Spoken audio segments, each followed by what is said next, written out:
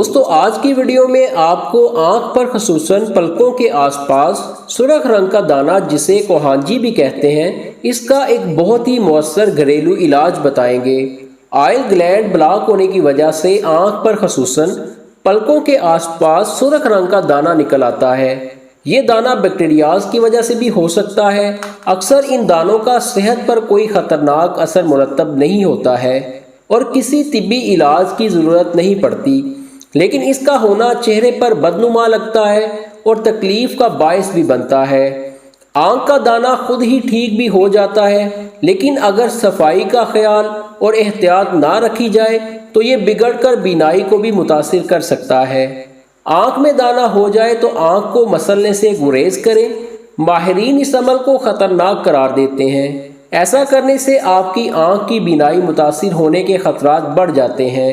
اگر ایسا کرنا ضروری ہے تو پہلے ہاتھوں کو اچھی طرح سے دھو لیں، پھر نرمی سے آنکھوں پر انگلیوں کی مدد سے مساج کریں۔ علاج: ہلدی ایک قدرتی اینٹی بائیوٹک ہے۔ ایک چائے کا چمچ ہلدی کو 2 کپ پانی میں ڈال کر اتنا ابالیں کہ پانی آدھا رہ جائے۔ اس محلول کو باریک کپڑے سے چھان لیں اور ٹھنڈا ہونے پر آئی ڈراپر کے ساتھ دن میں 3 بار آنکھوں میں ڈالیں۔ دوستو ویڈیو پسند آئے تو لائک کر دیجیے گا۔ ایسی ہی ویڈیوز روزانہ دیکھنے کے لیے ہمارے چینل کو بھی سبسکرائب کر دیجیے گا۔ خدا حافظ۔